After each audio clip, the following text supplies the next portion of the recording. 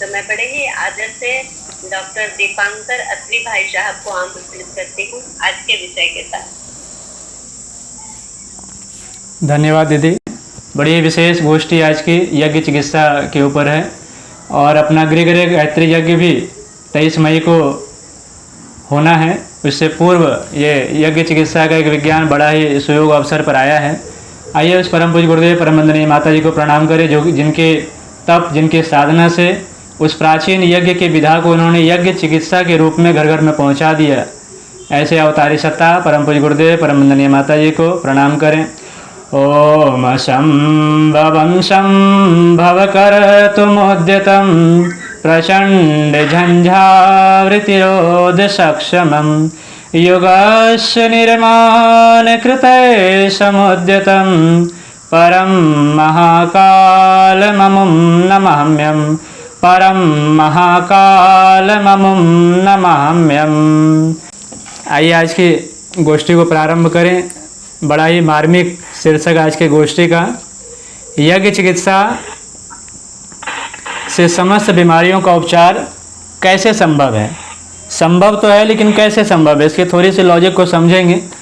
और हम सभी भाई बहन यज्ञ तो नियमित रूप से करते ही हैं, चाहे वह रविवार का दिन हो या फिर किसी व्रत त्यौहार के अवसर पर हो।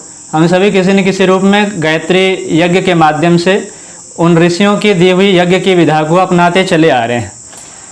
यज्ञ के माध्यम से हम सभी कई सारे लाभ उठाते हैं। यदि हम सभी देखें, यज्ञ के व्याकरणिक रूप में जाएं, व्याकरण की भाषा में यदि हम लोग समझने का प्रयास करें, तो हम सभी को पता है कि यज्ञ का अर्थ 3 रूपों में लिया गया है। एक तो देव पूजन है। देव पूजन माने यदि संधि विच्छेद करें तो देवताओं की पूजन, देवताओं की जो पूजन प्रक्रिया है, सो देव पूजन नाम से हम लोग जानते हैं। अब गुरुदेव कहते हैं कि देवता माने क्या, देवता क्या है, किसको देवता कहते हैं। तो उन्होंने कहा कि जिसके अंदर देने की भावना है, देने की पात्रता है, जो देता है, उसे हम लोग देवता कहते हैं। तो जो देते हैं उनका पूजन। अब देने वाले यदि हम सभी देखें तो पंच देवता, जो कि प्रमुख देवता माने जाते हैं हमारे यहाँ सनातन धर्म में, वैदिक देवता 5 माने गए, जिनमें से कि भगवान विष्णु हैं, भगवान शिव हैं, भगवान सूर्य हैं, भगवान गणेश हैं और भगवती है, जिन्हें दुर्गा या काली के रूप में हम लोग पूजते हैं। और इन्हीं पाँचों देवताओं के मंदिर भी होते हैं। 6वें मंदिर किन्हीं देवताओं का नहीं है, या तो इन 5 देवता के मंदिर हैं या इनके अलग अलग अवतार हुए हैं, उन अवतारों के मंदिर हैं। जैसे हनुमान जी शिव के अवतार माने जाते हैं, इसलिए कई सारे हनुमान के मंदिर हैं। विष्णु के अवतार राम हैं, कृष्ण हैं, वराह हैं, नरसिंह हैं, ये सभी विष्णु अवतार माने जाते हैं। आज संयोगवश आए देखिए, आज वैशाख मास के शुक्ल पक्ष की एकादशी भी है, जिसे मोहिनी एकादशी के नाम से हम सभी जानते हैं। और आज का ये वह पावन दिन था जिस दिन की भगवान विष्णु मोहिनी के रूप में अवतरित होते हैं और अमृत मंथन जो हुआ था, अमृत कलश को लेकर के, समुद्र मंथन से अमृत कलश को लेकर के उन्होंने देवताओं को बांट दिया था। और देवता उन्होंने बांटा जिनके अंदर के देने की प्रवृत्तियाँ थी। असुर को उन्होंने नहीं बांटा, दानवों को ना बांट करके उन्होंने देवताओं को अमृत कलश का वितरण किया था। वो पावन तिथि मोहिनी अवतार का दिवस आज का ही है, जिस तिथि में आज सब हम लोग एकादशी का पावन व्रत बनाते हैं। तो गुरुदेव ने पहला व्याख्या तो की देव पूजन, देने की प्रवृत्ति जिनके अंदर है वो देव पूजन यज्ञ से निकल करके आई। दूसरा दिया उन्होंने दान। दान माने, दान और दक्षिणा 2 शब्द आते हैं अपने यहाँ। एक दक्षिणा का तो मतलब वो हुआ जैसे कि हम पूजा पाठ कहीं कराए और जा कर के दक्षिणा लेकर के हम लोग आ गए, जो भी, जैसे हम लोग भी कहीं यज्ञ में गए और उन्होंने रसीद बनवा ली। तो कई सारे दक्षिणा है। दक्षिणा पर व्यक्ति का अधिकार होता है, कराने वाले का अधिकार दक्षिणा के ऊपर रखा हुआ है। बिना यज्ञ जो है दक्षिणा के पूरा नहीं माना गया है। दूसरी चीज़ उसमें आती है दान। गुरुदेव ने कहा दान जो है वो वृत्ति है, उसको आप ले नहीं सकते। हर व्यक्ति के अंदर अपनी अपनी वृत्तियाँ हैं। कोई व्यक्ति गौदान करते हैं, दान इसलिए जो कन्यादान रखा गया, कन्या दक्षिणा नहीं रखा गया, इसलिए हम छीन करके कहीं से लेकर के नहीं आ सकते हैं किसी कन्या को। वो एक दान है, एक स्वीकृति है, एक अपनी वृत्ति है, उसके अधिकार है। जब वो होंगे वैसे समय तभी वो दिए जाते हैं। इसी प्रकार से गौदान है। जैसे वैसे मनोभाव आते हैं तो व्यक्ति पितृपक्ष हैं या अपने पितरों को श्रद्धा देने के लिए लोग गौदान करते हैं। कई शुभ अवसरों पर भी गौदान का महत्व बताया गया है। जिन्हें पुत्र प्राप्ति नहीं हो रही है उनके लिए भी कहा गया शास्त्रों में कि आप गौदान करें, इससे आपके पुत्र की प्राप्ति, कई सारे ऐसे ऐसे विधान मिलेंगे हमें। तो ये वृत्ति होती है दान। तीसरा उन्होंने दिया संगतिकरण। संगतिकरण माने मिलजुल करके साथ बैठना। किनके साथ बैठना? अच्छे लोगों के साथ बैठना, जिनके पास अच्छे गुण हैं, अच्छे कर्म हैं, अच्छे संस्कार हैं, अच्छे स्वभाव हैं। ऐसे लोगों के साथ जब हम लोग मिलजुल करके बैठते हैं तो इनसे हम कुछ नया सीखते हैं। इसलिए गुरुदेव ने भी कहा कि अपने से ऊंचे मानसिकता वालों से दोस्ती करो, अपने से अच्छे विचारों वालों के साथ दोस्ती करो, तभी हम तरक्की कर सकते हैं। यदि नीचे वालों के साथ करेंगे, छोटे विचार वालों के, कुछ संस्कारियों से, यहाँ तक गुरुदेव ने कहा कि अपने पड़ोसी भी अच्छे बनाओ। यदि आपके पड़ोसी अच्छे होंगे तो फिर आप भी अच्छा सोचेंगे, अच्छा करेंगे। यदि हमारा पड़ोसी ही कुविचार वाले होंगे, गंदे विचार वाले होंगे, मांस मछली खाने वाले या तंबाकू गुटखा दारू पी करके गाली गलौज करने वाले, तो वैसे प्रभाव हमारे घर के बच्चों पर, हमारे घर के जो भी सदस्य हैं उनके ऊपर पड़ते हैं, जिससे कि उनके अंदर वैसे मेंटल डेवलपमेंट शुरू हो जाते हैं। इसलिए संगतिकरण माने अच्छे लोगों के साथ बैठना, अच्छे विचार वालों के साथ बैठ करके मिलजुल करके जब साथ साथ जब चलते हैं तो वेद भगवान कहते हैं संग छद्वम संबदद्वम सम्मोमनान से जानताम देवा भागम यथा पूर्वे संजानाना उपासते। साथ साथ चलना, साथ साथ मिल करके हंसना बोलना और अपने प्रगति पथ पर साथ चलना। ये नहीं कि पीछे वाला को छोड़ दें और हम बस आगे बढ़ते चले जाएं। और आज समाज में बड़ी दुविधा हो गई। यदि कई बार गुरुदेव भी कहे अपने प्रवचनों में कि व्यक्ति आज इसलिए दुखी नहीं है कि उसके जीवन में दुख है, बल्कि इसलिए दुखी है कि उसके बगल वाला, आस पड़ोस वाले, ये रिश्ते नाते वाले सुखी हैं। तो उनके सुख को देख करके हम दुखी हो जाते हैं। ऐसी भावना नहीं होनी चाहिए। और रोगों का मूल कारण यहीं से शुरू होती है। जब हम दूसरे के सुख को देख करके हम दुखी हो जाते हैं तो फिर बीमारियों का कारण कहाँ से प्रारंभ हो जाते हैं? मनोग्रंथियाँ हमारे अंदर बननी शुरू हो जाती है। और इसे ही गुरुदेव ने नाम दिया ईर्ष्या। और इस पर बड़ा अच्छा कोटेशन है गुरुदेव का कि ईर्ष्या मनुष्य को उसी प्रकार खा जाती है जैसे कपड़े को कीड़ा। जैसे कपड़े में देखते होंगे, बड़ा अच्छा कपड़ा दूर से लगता है देखने में, और वही कपड़े को यदि निकालें, यदि तह हटाएं तो अंदर छोटे छोटे कीड़े हैं या ख़त्म कर चुके हैं कपड़े को। उसी प्रकार से व्यक्ति बाहर से तो बड़ा अच्छा लगता है, निपा पोती करके, डेंटिंग पेंटिंग करके बड़ा अच्छा व्यक्ति लग रहा है, लेकिन अंदर से व्यक्ति खोखला हो गया है। इसलिए ईर्ष्या मूल जड़ है। किसी भी रोगों का मूल जड़ ईर्ष्या बताया गया है मनोविज्ञान की भाषा में। ये तीन अर्थ निकल करके यज्ञ के रूप में आए, जो कि पौराणिक इसके शब्दावली है, जो हम सभी जानते हैं बेहतर तरीके से। अब ये यज्ञ को हम लोग चिकित्सा के रूप में कैसे समझे? ये तो हो गई पौराणिक सैद्धांतिक बातें जो कि यज्ञ की पृष्ठभूमि से निकल करके आई है।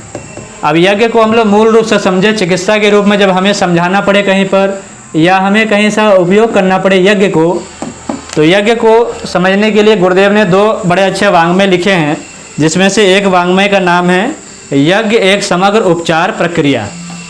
ये आपका 26 नंबर वाङ्मय है। इसको डिटेल से पढ़ना हो तो इसमें हम लोग पढ़ सकते हैं।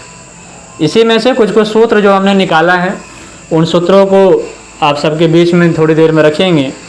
छोटे छोटे सूत्र हैं जो हम सबके जीवन में आने चाहिए। वैसे भी परम पूज्य गुरुदेव इस युग के सबसे बड़े ऋषि हुए, सबसे बड़े वैज्ञानिक हुए, जिन्होंने ऋषियों की वैज्ञानिक चिकित्सा पद्धति हो या वैज्ञानिक जितने भी पद्धतियाँ हों, चाहे वो उपासना की पद्धति हो, ज्ञान की पद्धति हो, कर्मकांड की पद्धति हो या चिकित्सा की पद्धति हो, इन सभी पद्धतियों को उन्होंने आधुनिक विज्ञान की भाषा में हम सभी के समक्ष रखा है, जिससे कि आधुनिक विज्ञान भी लाभ उठा रहा है और वर्तमान समय के बुद्धिजीवी वर्ग भी उससे लाभान्वित हो रहे हैं। जिनमें से कि इस लाभ को उन्होंने विस्तृत रूप से आकार प्रदान करने के लिए उन्होंने ब्रह्मवर्चस्व शोध संस्थान, जो कि हरिद्वार में स्थित है गंगा के किनारे, और जहाँ कहते हैं कभी महर्षि कर्ण का आश्रम हुआ करता था, ऐसी भूमि पर उन्होंने ब्रह्मवर्चस्व शोध संस्थान की स्थापना की और यज्ञ पर ढेर सारे उन्होंने शोध की प्रक्रिया वहाँ से प्रारंभ करी। और उस प्रक्रियाओं से जो प्रायोगिक उन्होंने प्रक्रिया करी, उनसे जो भी उपलब्ध ज्ञान आए, जो भी वहाँ से निकल कर के रिजल्ट आए, उन सभी को उन्होंने इस वाङ्मय में पिरोया है। तो आइए यज्ञ चिकित्सा के उस विज्ञान को समझें। यज्ञ में मूल रूप से हम देखें तो हम लोग यज्ञ में डालते क्या क्या हैं। हम लोग यहीं से यदि प्रारंभ करें तो यज्ञ में मुख्य रूप से सबसे पहले तो हमारे पास एक वेदी होना चाहिए। वेदी किसी भी प्रकार के हो सकते हैं, कई प्रकार के वेदियों का वर्णन है, जिसमें से कि अश्वमेध यज्ञ में अभी आप गए होंगे, जो अभी वर्तमान में मुंबई में अभी समापन हुआ है, उसमें आप सभी देखे होंगे कि बीच में तो रेक्टेंगल के आकार का यज्ञ कुंड था, जो कि हमारे शक्तिपीठ पर भी होते हैं, लेकिन उसके साइड साइड से हर कोने पर हम देखे होंगे कि अलग अलग प्रकार के वहाँ यज्ञ कुंड बनाए गए थे, जिसमें से कि गोल आकार के भी थे, चांद के आकार के भी थे, अष्टकमल दल के आकार के भी थे, है ना, त्रिकोण भी थे, अलग अलग प्रकार के उसमें यज्ञ कुंड बनाए गए थे। अब ये यज्ञ कुंड के अलग अलग प्रकारों के क्या मतलब हैं? अलग अलग प्रकार इसलिए बनाए जाते हैं, उसके पीछे जो लॉजिक काम करती है, ऊर्जा जो ब्रह्मांडीय ऊर्जा आकाश से आ रही है, उस ऊर्जा को खींचने के अलग अलग यंत्र बनाए गए। क्योंकि हमारे यहाँ 3 प्रकार के मेथड काम करती है, माध्यम काम करते हैं, जिनमें से पहला तो मंत्र है, जैसे हम लोग गायत्री महामंत्र का जप करते हैं या महामृत्युंजय मंत्र का जप करते हैं, जो कोई भी वैदिक मंत्रों का जप करते हैं, तो ये एक मंत्र है, उस आकाश की ब्रह्मांड की ऊर्जा को खींचने का एक माध्यम। जैसे गायत्री का हम जब जाप करते हैं तो भावना करते हैं कि भगवान सूर्य की ऊर्जा हमारे अंतःकरण में स्थापित हो। जैसे भी कार्यक्रम से पूर्व एक बहन जी ने मंत्र के अर्थ को भी पढ़ा कि भगवान सूर्य का तेज हमारे अंतःकरण में धारण हम करते हैं, ऐसे हम लोग भावना करते हैं। इसी प्रकार से अलग अलग देवी देवताओं के अपने अपने मंत्र हैं, माने उनकी ऊर्जाओं को खींचने के अलग अलग माध्यम हैं, जिसको कि हम लोग मंत्र कहते हैं। और मंत्र का जो अर्थ लिया गया है, मननात् त्रायते समंत्र, जिसके मनन करने से हमारा कल्याण हो जाता है, उसे मंत्र कहते हैं। और अलग अलग देवी देवताओं के अपने अपने मंत्र हैं, उनकी ऊर्जा शक्ति को खींचने के लिए। दूसरा जो माध्यम है वह है तंत्र। तंत्र कहते हैं सिस्टम को, और भगवान महाकाल को तंत्राधिपति कहते हैं। ये पूरा जो ब्रह्मांड चल रहा है, इस सब के पीछे एक सिस्टम काम कर रहा है। जैसे हमारे शरीर में हम देखें तो पाचन तंत्र है, श्वसन तंत्र है, उसी प्रकार से आप देखेंगे तो पेशाब जो हम निकाल रहे हैं वो भी एक तंत्र ही काम कर रहा है। इस प्रकार से अलग अलग तंत्रिका तंत्र हैं। तो सब तंत्र अपने तंत्र माने सिस्टम, उसको चलाने की पद्धति प्रक्रिया। नर्वस सिस्टम है, डाइजेस्टिव सिस्टम है, यूरिनरी सिस्टम है, ये अलग अलग सिस्टम हमारे शरीर में बने हुए हैं। एक्सक्रीटरी सिस्टम है, ये सारे सिस्टम तंत्र हमारे शरीर में काम करते हैं। तीसरा जो माध्यम है उस ऊर्जा को खींचने का, वो है हमारा यंत्र। यंत्र माने वैसे इंस्ट्रूमेंट, वैसे टूल्स, इसके माध्यम से हम उसकी ऊर्जा को खींचते हैं, जिसमें कि ज्योतिष विद्या हमारा काम करता है। जैसे अब हम अंगूठी पहनते हैं तो अंगूठी अलग अलग आते हैं, नील के अलग है, मूंगा अलग पहनते हैं, फिर पुखराज अलग पहनते हैं, नीलम अलग पहनते हैं, अलग अलग अपने अपने ग्रह नक्षत्रों के हिसाब से वैसे पत्थरों को पहनाया जाता है, जिसके माध्यम से हम उस ब्रह्मांड की, उस ग्रह की ऊर्जा को हम खींचते हैं। इसी प्रकार से यज्ञ कुंड भी काम करता है। यज्ञ कुंड के भी अलग अलग जो आकार हैं, वो अलग अलग आकार के अलग अलग गुण होते हैं, अलग अलग अनुष्ठानों में उसके उपयोग किए जाते हैं, वैसे प्रभाव उसके देखने को मिलते हैं। यदि हम देखें तो शमशान के जो यज्ञ कुंड हैं वो अलग हैं, किसी तंत्र साधना के जो कुंड हैं वो अलग हैं, किसी सिद्ध शक्तिपीठ के कुंड देखें तो अलग हैं। घर में जो हम सभी यूज करते हैं वो नॉर्मल पिरामिड के आकार का होता है। यदि हम अपने हवन कुंड को पलट दें तो वो हम देखेंगे कि पिरामिड है, वो उल्टा पिरामिड में हम लोग यज्ञ करते हैं। उसको अब कभी मौका मिले तो आप उस यज्ञ कुंड को पलट करके देखेंगे तो नीचे कोन के आकार का बना हुआ है और ऊपर मुंह खुला हुआ है, और उसी में हम लोग यज्ञ में हवन डालते हैं, जिससे कि ब्रह्मांड की ऊर्जा अधिक से अधिक आकर्षित वो यज्ञ कुंड हमारा करता है। अब आगे की प्रक्रिया फिर उसमें चरणबद्ध तरीके से बताई गई। ये मंत्र, यंत्र और तंत्र 3 हमारे यज्ञ में काम आते हैं। तो मूल रूप से जो हम लोग काम करेंगे, अभी भी ये करते भी हैं, वो हमारा रेक्टेंगुलर होता है, पिरामिडल शेप में यज्ञ कुंड हमारा देखा जाता है। अब यज्ञ चिकित्सा में ये पहला तो हमारा हो गया वेदी, जिसमें कि हम लोग यज्ञ कुंड हवन हम लोग आहुतियाँ डालते हैं। दूसरे जो इसमें काम आते हैं हम लोगों की, वो है समिधा। बिना समिधा ही नहीं है तो फिर हवन कहाँ करेंगे, तो समिधाएँ आती हैं। अब समिधाओं के भी अलग अलग प्रकार हैं। अब समिधाओं पर हम लोग जाएँ तो ढेर सारे उसमें तरीके बताए गए। एक तो लकड़ी है, मूल रूप से 2 प्रकार की समिधा अपने ध्यान में आती है।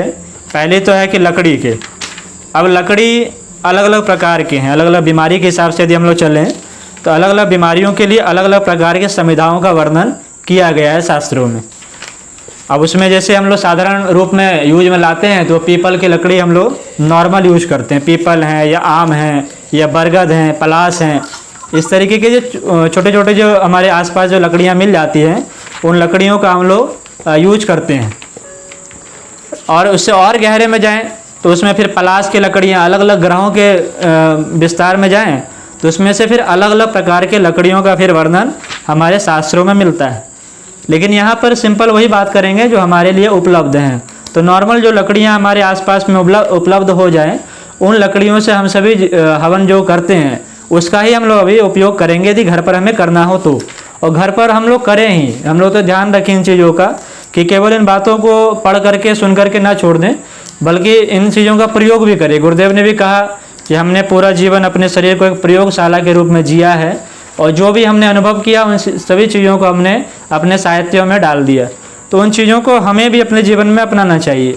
तो नियमित रूप से यज्ञ यदि ना भी हो पाए, रोज़ ना भी कर पाएँ, तो यदि रविवार का दिन हम फ्री हों तो रविवार को तो ज़रूर करें। गायत्री शक्तिपीठ आसपास होते ही हैं, वहाँ हम सभी जाकर यज्ञ कर भी सकते हैं। और ये सौभाग्य हमारे गायत्री परिवार का कि निःशुल्क सभी संस्कार, सभी यज्ञ पद्धति हमारा संपन्न होता है।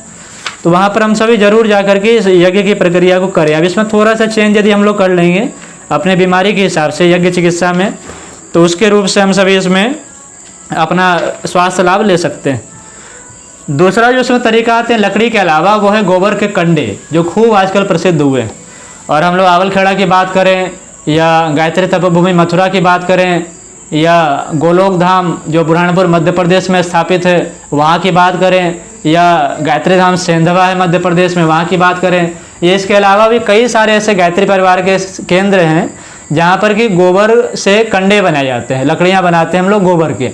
और जैसे गोबर के हम सभी उपले या गोईठे इस तरीके के शब्द हम लोग यूज भी करते हैं। और पुराने समय में तो माताएं बहनें इसी पर रोटियां भी बनाया करती थी, चूल्हे जलते थे, तो इस पर ही यूज करते थे गोबर के कंडे। तो इसको उपले भी कहते हैं, कंडे भी कहते हैं। तो इस प्रकार से लकड़ी या फिर कंडा, लकड़ी से सर्वोत्तम माना गया है गोबर का जो कंडा है, उसे सर्वोत्तम माना गया है यज्ञ चिकित्सा के लिए। तो इसे गोल गोल भी बना सकते हैं या लंबे लंबे लकड़ियों के आकार में बना सकते हैं। और आजकल तो मार्केट में मिलते हैं और खूब महंगे आजकल मिल रहे हैं। जिन कंडों को हमने गोबर समझ करके वेस्ट मटेरियल मान करके हमने छोड़ दिया, ऐसे ऐसे कंडे आज बहुत महंगे मिल रहे हैं। 100 150 रुपये, 30 कंडे, छोटे छोटे कंडे 150 रुपये तक में मिलते हैं। और गायत्री परिवार की कुछ संस्थाएं हैं जो कि थोड़े कम रेट में दे देती हैं। तो ये कंडों का या फिर लकड़ियों का इस्तेमाल हम सभी कर सकते हैं समिधा के रूप में। दूसरी प्रक्रिया उसमें आती है बत्ती और घृत। तो घी के रूप में सबसे अच्छा माना गया है देसी गाय का घी। अब घी के नाम पर तो खाने के लिए हम लोग बड़ा अच्छा घी लेकर के आते हैं मार्केट से, और दुर्भाग्य ये है कि जब भगवान को खिलाना होता है तो फिर वो थर्ड क्लास घी, बेकार वाले जो वनस्पति घी होते हैं, गाय के चमड़े से नया कैसे कैसे बेकार क्वालिटी के बनाते हैं वो लोग। और हम लोग पूछते भी जा करके कि पूजा वाले घी दे दीजिए, माने पूजा वाला घी जो थर्ड क्लास का है, और खाने के लिए उसका हम लोग इस्तेमाल नहीं करते हैं।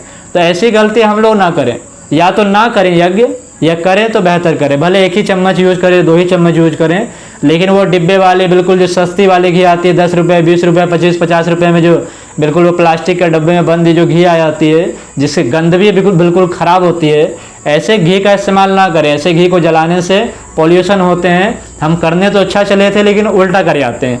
इसलिए इसके जगह पर कुछ और विकल्प हम लोग ले आए, या तो कपूर का यूज कर लें या फिर किसी तेल का यूज कर लें। ओरिजिनल तेल यदि मिल जाए, वैसे तिल्ली का तेल है, लेकिन वो सड़े हुए जो घी होते हैं बेकार के घी, उन घीयों का इस्तेमाल ना करें। इससे अच्छा है कि हम गाय के घी 1200 रुपये लीटर, अभी अपने शांति कुंज भी घी बेच रहे हैं, तो 1200 रुपये लीटर वो आ जाते हैं। ऐसे घी तो बहुत महंगे हैं, जो देसी गाय के घी हैं बहुत महंगे आजकल आ रहे हैं, 200, 300, 10-10 हज़ार रुपये लीटर तक के घी आ रहे हैं। लेकिन फिर भी हम लोग कोशिश करें कि अच्छा से अच्छा घी हम लोग इस्तेमाल इसमें करें। अब है कि इतना से हमारा अग्नि प्रज्वलित हो जाएगा बाती, घी और समिधा से। अब अगला क्रम जो आता है हमारा वो है आहुतियों का क्रम। इसमें आहुति के क्रम में जो हम लोग साधारण रूप से यूज करते हैं वो शांति कुंज की हवन सामग्री हम लोग यूज करते हैं। और कई सारे लोग हैं जो कि मार्केट की भी यूज करते हैं। तो मार्केट वाले तो कुछ होते नहीं हैं, वो लकड़ियों का चूरा होता है, लकड़ियों की कटिंग बना करके थोड़ा सा अगर तगर मिला करके उसे सुगंधित बना दिया जाता है और उसे मार्केट में उतार के बेचते हैं। इसका कोई लाभ नहीं है। स्वास्थ्य की दृष्टि से देखें तो कोई लाभ नहीं, लकड़ी जलाना हो गया केवल। इसलिए वो जितना हम डालते हैं अग्नि में उतनी अग्नि बुझती रहती है, अग्नि प्रज्वलित नहीं होती। वहीं दूसरी ओर हम सभी शांति कुंज की हवन सामग्री को देखें तो वहाँ जितना हम डालते हैं वो उतना ही अग्नि प्रज्वलित होती है, क्योंकि इसमें औषधियों का सम्मिश्रण। इसमें देखिए तो हम लोग 24 प्रकार की, कहीं कहीं 32 प्रकार तक की भी जड़ी बूटियों का इसमें सम्मिश्रण किया जाता है। इसमें अलग अलग प्रकार के हवन सामग्री हैं, जैसे उसमें अगर तगर जो कि सुगंध के लिए डाले जाते हैं, देवदार, चंदन, लाल चंदन, जायफल, लौंग, गुगुल, चिरायता, ऐसी ऐसी दिव्य औषधियाँ हैं, अश्वगंधा हैं, गिलोय हैं, निर्गुंडी हैं, अलग अलग प्रकार की इसमें औषधियों का सम्मिश्रण होता है। पिपली मूल है, पुनर्नवा, मकोय, कालमेघ, भृंगराज, अपामार्गा, जामुन के छाल, कुटकी, तेजपत्र, अमलतास, ऐसे ढेर सारे होते हैं। लगभग 32 प्रकार के इसमें जड़ी बूटियों का सम्मिश्रण होता है, जो अपने शांति कुंज हरिद्वार या और भी गायत्री परिवार के केंद्रों पर जो बनाए जाते हैं हवन सामग्री। अब ये सब तो रोगों के अनुसार भी इसमें है। आप देखेंगे एक हमारे पास गायत्री परिवार में ब्रह्मचर्य से जो प्रकाशित है यज्ञ चिकित्सा नाम से एक पुस्तक, जिनका संपादन आदरणीय डॉक्टर प्रणव पंड्या जी ने किया है। तो आप उस पुस्तक को भी पढ़ेंगे तो उसमें ढेर सारे रोगों के अनुसार अपने अपने अलग अलग प्रकार की सामग्रियों का भी उसमें लेखन किया गया है।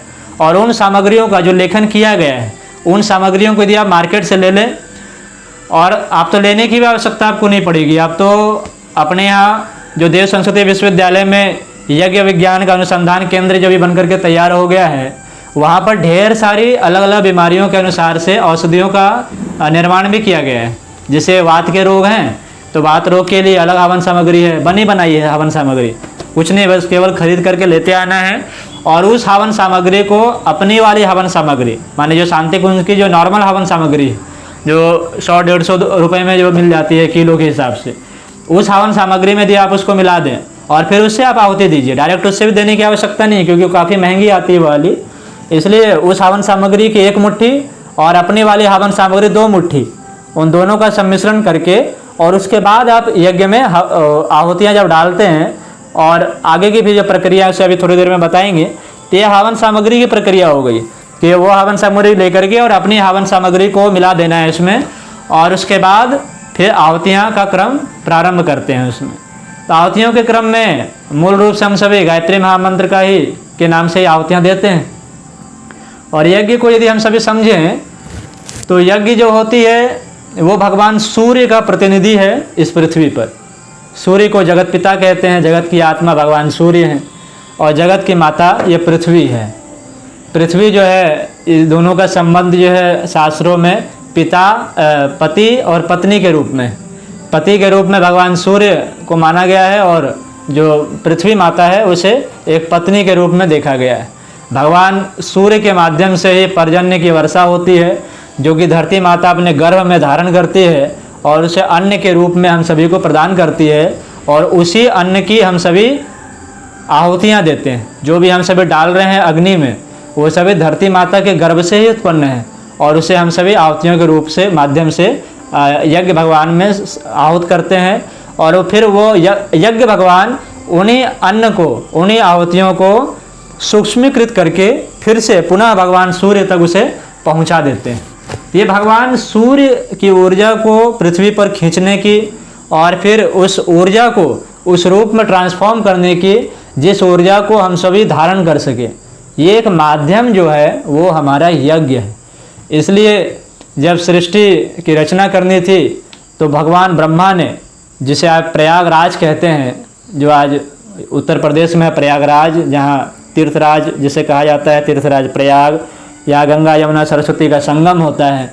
और कहते हैं कि प्रलय काल में भी जो स्थान सुरक्षित रहता है, डूबता नहीं है, वो अक्षय वट, जो गए होंगे प्रयागराज वो देखे भी होंगे, अक्षय वट जो बरगद का वृक्ष है, जिसकी आयु का कोई निर्धारण नहीं है। कहते हैं जब से सृष्टि है तब से वो बरगद का वृक्ष है वहाँ पर, और उस बरगद के ही जो पत्ते हैं, बरगद के पत्ते पर भगवान विष्णु कहते हैं बाल स्वरूप में अपने अंगूठे को चूसते हुए, आपने तस्वीर देखा होगा। प्रलय काल में भगवान उसी संगम तट पर रहते हैं। उसी संगम के तट पर बैठ करके भगवान ब्रह्मा ने यज्ञ किया था, और उसी यज्ञ के ऊर्जा से, यज्ञ की शक्ति से इस सृष्टि का निर्माण हुआ था। इसलिए कहा गया यज्ञो भुवनस्य नाभि। ये यज्ञ जो है पूरे भुवनों की नाभि है, केंद्र बिंदु है, ऊर्जा के केंद्र ये यज्ञ है। इसलिए यज्ञ के माध्यम से सारे ऊर्जा का सर्कुलेशन अपने यहाँ बताया गया है। तो अब हम लोग आहुतियों का क्रम उसमें डालना जब प्रारंभ कर देते हैं तो गायत्री महामंत्र के माध्यम से उसमें आहुतियाँ डालते हैं। गायत्री जो मंत्र है भगवान सूर्य का मंत्र है, सूर्य की ऊर्जा को हम सभी खींचते हैं गायत्री महामंत्र के माध्यम से। इसलिए हम सभी चाहें तो गायत्री महामंत्र बोल करके आहुतियाँ दे सकते हैं, या फिर अलग अलग बीमारियों के हिसाब से अलग अलग मंत्रों की भी रचना की गई है वेदों में। वेद शास्त्र को यदि हम सभी उठाएं और ख़ास करके जब हम सभी अथर्ववेद पर जाते हैं, अथर्ववेद जो है वो विज्ञान है, उसमें पूरा छिपा हुआ विज्ञान। ऋग्वेद सबसे पहला वेद है और उसके बाद यजुर्वेद और सामवेद, ये 3 मुख्य वेद हुए। और इसके बाद बहुत लंबे समय के बाद जाकर के महर्षि अथर्वा और महर्षि अंगिरा, इन दोनों ने मिलकर के विज्ञान शास्त्र की रचना की, जिससे कि हम सभी अथर्ववेद के नाम से जानते हैं। इसमें हमारे चिकित्सा विज्ञान, ज्योतिष विज्ञान, जो काला जादू से तंत्र विज्ञान कहते हैं, ये सभी इसमें समाहित है। मनोविज्ञान के सूत्र हैं, स्वस्थ रहने के सूत्र हैं, तंत्र के ढेर सारे इसमें सूत्र हैं, ये सभी इस अथर्ववेद में डाले गए। तो जब व्यक्ति वैसे बीमार होने लगे धीरे धीरे, तो इन लोगों ने सोचा कि अब कुछ ना कुछ करना चाहिए। तो पर्यावरण कैसे स्वस्थ हो, हमारा खेती कैसा अच्छा हो, इन सभी के लिए अलग अलग बीमारियों का नाश कैसे हो, इसलिए इन्होंने ढेर सारे सूत्र इसमें पिरोए, जैसे कि अथर्ववेद के नाम से हम ये सभी जानते हैं। चूँकि अथर्वा ऋषि ने इन्हें दिया था, इसलिए इसे अथर्ववेद भी हम सभी कहते हैं। अब जब आहुतियों का क्रम है तो इस अथर्ववेद में अलग अलग बीमारियों के नाम से अलग अलग आहुतियों के लिए अलग अलग मंत्र दिए गए। तो उन मंत्रों को यदि पढ़ना हो तो हम अथर्ववेद में पढ़ सकते हैं, या फिर यज्ञ चिकित्सा जो हमने आपको पुस्तक बताई, उस पुस्तक में भी अलग अलग बीमारियों के नाम से अलग अलग मंत्र दिए। और सबसे अच्छा तो है कि सभी मंत्रों में महामंत्र जो हैं वो गायत्री महामंत्र हैं। गायत्री के 24 देवता हैं, 24 देवियाँ हैं, 24 ऋषि हैं, 24 ऊर्जा के केंद्र हैं, शक्ति के शरीर के अंदर 24 ग्रंथियाँ हैं, 24 ऋषि हैं, 24 ऋषिकाएँ हैं। इसलिए सबसे बेहतर गायत्री मंत्र हैं। तो गायत्री महामंत्र के माध्यम से हम यदि उसमें आहुतियाँ दे दें, 24 बार आहुतियों का इसमें क्रम रहता है। 24 बार आहुतियाँ दे देने के बाद इसके बाद जो सबसे महत्वपूर्ण क्रम प्रारंभ होता है यज्ञ चिकित्सा में, उस क्रम का नाम है प्राणायाम। सबसे महत्वपूर्ण क्रम जो है इसमें प्राणायाम। केवल यज्ञ कर लेने मात्र से हम स्वस्थ हो जाएंगे, इसमें थोड़ा सा संशय हो जाएगा, क्योंकि हम देख ही रहे हैं कई सारे ऐसे परिजन अपने यहाँ भी हैं जो कि यज्ञ नियमित करते हैं लेकिन फिर भी बीमार पड़ जाते हैं। इसके पीछे जो एक विज्ञान है वो ये है कि वहाँ प्राणायाम बैठ करके नहीं करते हैं। तुरंत यज्ञ हुआ, तुरंत पूर्णाहुति किए, सृष्टिकृत होम हुआ, पूर्णाहुति हुआ, तुरंत आरती, तुरंत हम लोग निकल लेते हैं वहाँ से। ये कई लोग तो हैं कि आहुतियाँ डाल करके निकल ही लेते हैं। तो ऐसा नहीं करना है। इसमें जब भी आहुतियाँ करें, पूर्णाहुतियाँ हों, उसके बाद गुरुदेव ने बड़ी अच्छी तरीके निकाले। अब गुरुदेव ऐसे कहते कि आप बैठ जाओ, तो अब नहीं बैठते हम लोग। इसलिए गुरुदेव ने बड़ी अच्छी सूत्र क्या दिए कि इस तरीके से कर्मकांड की श्रृंखला को उन्होंने पिरोया है कि पूर्णाहुति करने के बाद भी व्यक्ति 10 मिनट तक तो उस वातावरण में रहता ही रहता है। चाहे वो पूर्णाहुति का क्रम हो, उसके बाद फिर वसुधारा का क्रम हो, या आरती का क्रम हो, या उसके बाद सत्संकल्प का पाठ है, या उसके बाद यज्ञ रूप प्रभु हमारे जो हम सभी यज्ञ महिमा का गान करते हैं, उसमें भी हम सभी आसपास परिक्रमा करते हैं। तो गुरुदेव ने किसी न किसी तरीके से यज्ञ करने वालों को 10 मिनट के लिए उस यज्ञशाला के परिधि में रोका है। और इसीलिए हम सभी देखेंगे तो बड़े बड़े जो यज्ञ अनुष्ठान होते हैं तो यज्ञशाला के आसपास परिक्रमा मार्ग बनाया जाता है कि हम सभी परिक्रमा करें। अब जो लोग केवल स्वाहा स्वाहा करके निकल जाते हैं, उन्हें यज्ञ भगवान की वो आशीर्वाद प्राप्त नहीं हो पाते हैं। लेकिन ये नियम बनाया गया कि आप यज्ञ करें, और यज्ञ करने के बाद कम से कम 5 बार, 11 बार या 24 बार आप यज्ञशाला की परिक्रमा करें। तो जब हम परिक्रमा करते हैं तो परिक्रमा जब हम करेंगे तो गोलाई में करेंगे, एक वृत्त में करेंगे, घेरा बना के करेंगे। और जो भी चीज़ घेरा में चलती है वहाँ पर हम देखेंगे तो प्राण ऊर्जा हमारी बढ़ जाती है ऑटोमेटिक, क्योंकि हमारा जो केंद्र है, हमारे शरीर का केंद्र और यज्ञशाला का केंद्र मिल जाता है वहाँ पर। क्योंकि जो परिक्रमा मार्ग बनते हैं वो यज्ञशाला के केंद्र को धुरी मान करके बनाए जाते हैं। जैसे फिर से यदि अश्वमेध की बात करें तो अश्वमेध यज्ञ के केंद्र में, यज्ञशाला के ठीक बीचों बीच केंद्र में नवग्रहों की स्थापना की गई थी, और उसी नवग्रह के केंद्र से ही पूरे वृत्त का निर्माण किया गया है। यज्ञशाला बनाने में खुद ही में एक बहुत बड़ी वास्तुकला है। वो कहाँ पर किस देवी देवताओं को, किस ऋषि महात्मा को कहाँ यज्ञशाला होना, किस कुंड का निर्धारण कहाँ होना चाहिए, यज्ञ मंच, देव मंच कहाँ होने चाहिए, ये एक खुद में ही एक विशुद्ध वास्तुकला का विज्ञान है। तो हम सभी देखिए तो किसी न किसी रूप में हम सभी परिक्रमा करते हैं या उस जगह हम लोग थोड़ी देर बैठे रहते हैं। इसके पीछे एक ही लॉजिक काम करता है कि हम उस जगह प्राण ऊर्जा को किसी न किसी रूप में धारण करें। अब इस प्राण ऊर्जा को धारण करने के विषय में यदि हम लोग बात करें तो ऋग्वेद में एक मंत्र आती है, उस मंत्र के हिंदी वाले अर्थ को थोड़ा सा हम पढ़ देते हैं, उससे समझ में एक बात आएगी। इसमें वेद भगवान कहते हैं, हे श्वास निश्वास रूपी दो वायु चलती है, एक बाहर के वायुमंडल से फेफड़ों के रक्त समुद्र तक और दूसरी फेफड़ों से बाहर के वायुमंडल तक। इनमें से पहली, हे रोगी तुझे रोग निवारक बल प्राप्त कराए, दूसरी रक्त में जो दोष है उन्हें अपने साथ बाहर ले जाए। हे वायु तू अपने साथ औषध को ला, हे वायु तू रक्त में जो मल है उसे बाहर निकाल, तू सब रोगों की दवा है, तू देवों का दूत होकर विचरता है। ये ऋग्वेद में बड़ा अच्छा सूत्र आया है, हम लोग पढ़ेंगे तो 10वें मंडल का ये सूत्र है।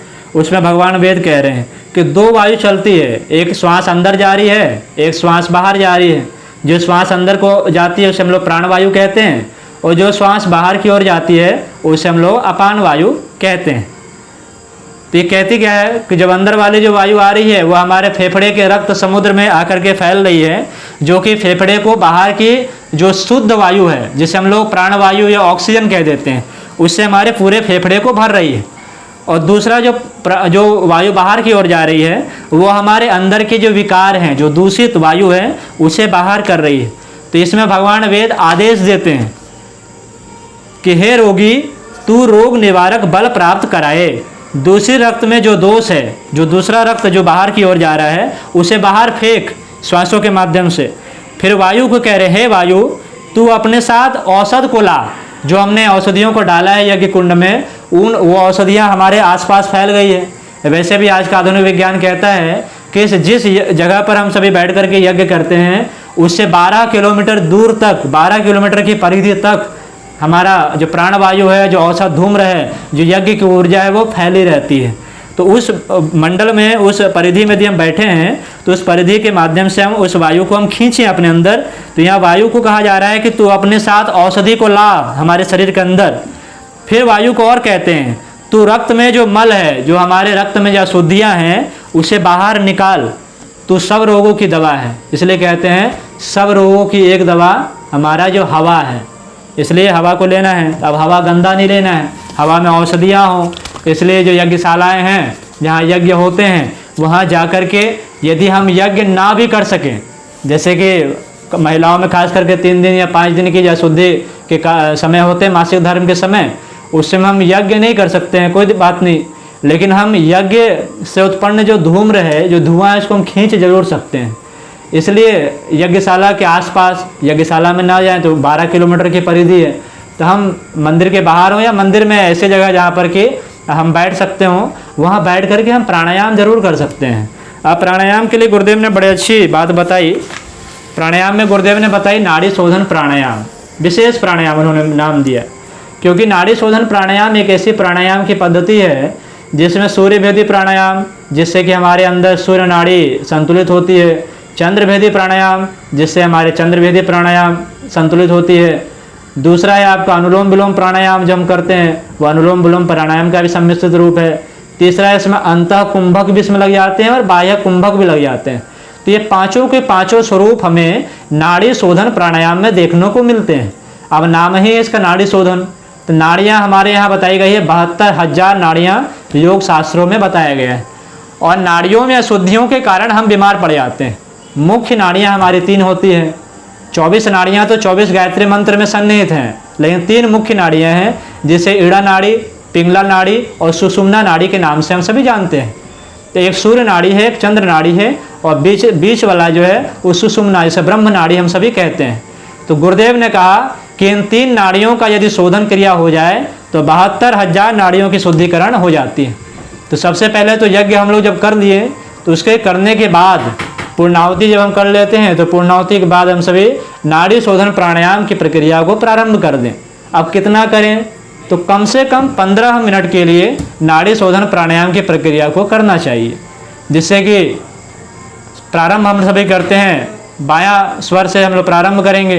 तो बाईं नाड़ी जो होती है हमारी, तो बाईं नाड़ी ठंडी होती है, जिसे हम लोग चंद्रवेदी कहते हैं, चंद्र नाड़ी कहते हैं, और सूर्य नाड़ी जो है वो गर्म है, जिसे कि हम सभी गर्म नाड़ी के रूप में जानते हैं। तो एक तो है हमारा सूर्य नाड़ी और दूसरा है हमारा चंद्र नाड़ी और तीसरा हमारा सुषुम्ना। तो 3 बार ठंडे से और 3 बार गर्म से, और दोनों से एक साथ लेकर के मुंह से जब हम लोग बाहर कर देते हैं तो ये नाड़ी शोधन की प्रक्रिया हमारी पूरी हो जाती है। तो ये 5 मिनट और है, 5 मिनट में इसे समापन करेंगे। तो ये हमारी जो ईड़ा से लेना 3 बार, फिर पिंगला से लेना 3 बार, और सुषुम्ना से ले करके थोड़ी देर नाभि के पास रोक करके मुंह से बाहर कर देते हैं। ये हमारी नाड़ी शोधन की प्रक्रिया होती है। तो इस प्रकार से हम सभी नाड़ी शोधन की प्रक्रिया को प्रारंभ करके और 15 मिनट तक ऐसे ले जाते हैं, जिससे कि जितने भी प्राण ऊर्जा है, औषधि के धूम्र हैं, वो सभी हमारे श्वासों के माध्यम से हमारे शरीर के रोम रोम में और 72,000 नाड़ियों तक वो पहुंच जाती है। तो ये तो क्रम थे हमारे यज्ञ चिकित्सा के, यज्ञ के माध्यम से जो वैज्ञानिक जो लॉजिक थे हमारे शरीर के अंदर, कैसे किस प्रकार से रोगों का इस माध्यम से निवारण होता है।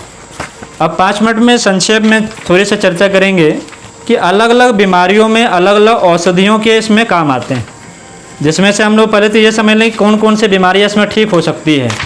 तो गुरुदेव ने कहा ऐसी कोई भी बीमारी नहीं जो कि यज्ञ चिकित्सा से ठीक होती नहीं, इसलिए सबकी सब जितनी भी लगभग से लगभग बीमारियां हैं वो सभी यज्ञ चिकित्सा के माध्यम से ठीक होती ही हैं।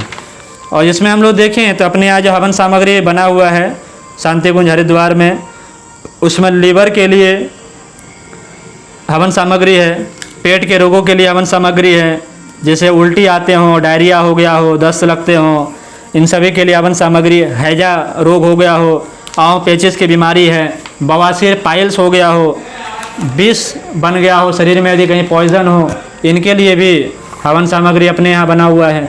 बुखार हैं, जो बुखार उतर ही नहीं रहे व्यक्ति के, अलग अलग प्रकार के बुखार हैं, डेंगू है, चिकनगुनिया है, वायरल फीवर हो जाते हैं, विषम ज्वर, थायराइड की समस्या है, सर्दी जुकाम बुखार जो सीजनल बीमारियाँ होती रहती हैं, खांसी, जो खांसी लंबे समय से खांसी हो गए, अब खांसी ठीक ही नहीं हो रहे, ऐसे अलग अलग जो औषधियाँ इसमें भी बनाए गए हैं। कालमेघ जो है विशेष रूप से उपयोग में आते हैं खांसी में, त्रिकुटी का चूर्ण है, सीतोपलादि चूर्ण है, ये सभी खांसी में रोग निवारक के रूप में काम आते हैं। इसी के साथ रक्त में विकार हैं, तो रक्त विकार की शुद्धि के लिए, चर्म रोग की समस्या है, ल्यूकोडर्मा है, सफ़ेद दाग हैं, ऐसी ऐसी बीमारियां हैं जिसके लिए एलोपैथी में कहते हैं कि कोई इसके इलाज नहीं है, उनके पास कारण ही नहीं पता है, इलाज कहाँ से करेंगे वो।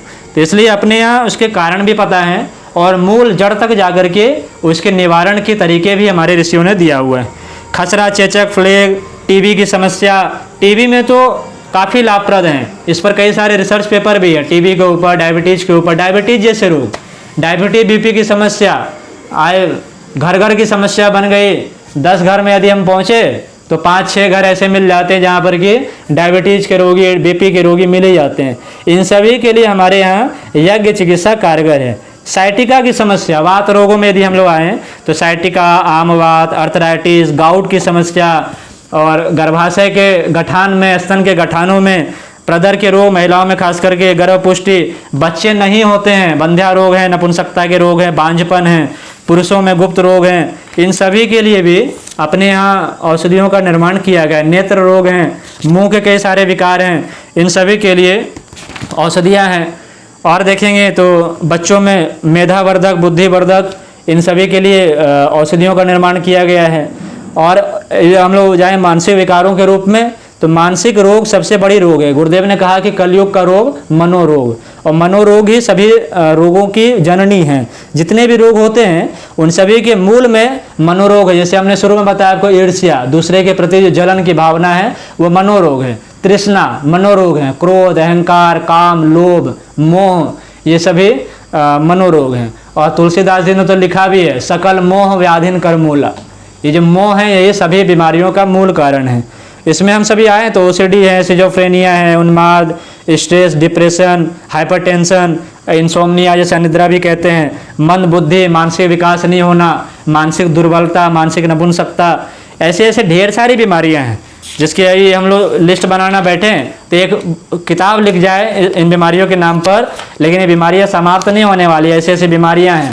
मूल में यदि हम लोग आयुर्वेद में सीधा आ जाएं तो वात, पित्त और कफ, ये 3 मूल प्रकृतियां हैं, और इन 3 मूल प्रकृतियों का निवारण हम सभी यज्ञ चिकित्सा रूपी ब्रह्मास्त्र के माध्यम से हम सभी कर सकते हैं।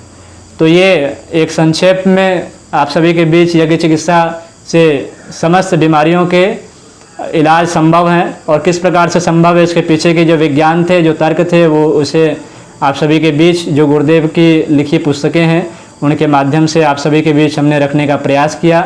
आशा करते हैं आप सभी उस विज्ञान को समझे होंगे, सुने होंगे ध्यानपूर्वक, लोगों तक इस विद्या का अधिक से अधिक विस्तार हो, प्रचार हो। केवल वो लकड़ी जलाना, वो मंत्रों का उच्चारण और स्वाहा स्वाहा कर देना, केवल हम लोग यही यज्ञ को अब तक मानते आए हैं। बचपन में हम लोग भी यही मानते थे कि यज्ञ में आहुतियाँ देने से देवता खुश हो जाते हैं, प्रसन्न हो जाते हैं। केवल इतना ही नहीं है, इसके पीछे बहुत बड़ी विज्ञान काम करती है। और मूल रूप से केवल हम लोग समझ लें तो सूर्य की ऊर्जा को ट्रांसम्यूट करके उस ऊर्जा को अपने लायक, पर्यावरण के लायक, वातावरण के लायक बनाने की एक जो सरल वैज्ञानिक तकनीक है, उस तकनीक का नाम ही यज्ञ चिकित्सा है, जिसे प्राचीन समय में महर्षि याज्ञवल्क्य ने दिया था, और इस समय में इस युग के याज्ञवल्क्य वेदमूर्ति तपोनिष्ठ परम पूज्य गुरुदेव ने आकर के उसको दिया है। तो इस विद्या का विस्तार अभी हम सबके पास मौका भी है गृह गृह गायत्री यज्ञ में, तो हवन तो कराएं, साथ साथ में इस चिकित्सा को भी उसे बता करके आएँ, ताकि वो यज्ञ को नियमित रूप से, जैसे हम लोग रोज़ सिरप पी रहे हैं, टैबलेट खा रहे हैं, इंजेक्शन लगा रहे हैं, इंसुलिन की गोलियां ले रहे हैं, उससे बेहतर है कि यदि हम लोग छोटा से यज्ञ के प्रारूप को हम लोग अपना लें। और गृह गृह यज्ञ में आजकल तो नैनो किट भी अवलखेड़ा से बनती है, वो छोटा सा हवन कुंड बना बनाया आता है, उसमें कंडे डाल लिए, और उसमें इतनी सारी हवन सामग्री यदि हमने अपने पास ना हो तो गुरुदेव ने बड़ा छोटा सा उसमें प्रारूप बताया है कि थोड़ा सा चावल, थोड़ा सा घी और थोड़ा सा शक्कर, ये 3 चीज़, चावल कोई सा भी, और उसमें घी और शक्कर, माने गुड़, चीनी नहीं, गुड़, गुड़ हो जाए, घी हो जाए और चावल, ये 3 चीज़ों को अच्छे से मिला लें। और इन 3 चीज़ों से भी यदि हम आहुतियाँ दे देते हैं तो हमारे वातावरण में ऐसी ऐसी गैस उत्पन्न होती है जो कि आसपास जितनी भी उत्पन्न विषाणु हैं, कीटाणु हैं, जीवाणु हैं, रोगाणु हैं, उन सभी का वो खात्मा कर देती है, मूल से समाप्त कर देती है, और हमें स्वास्थ्य प्रदान करती है।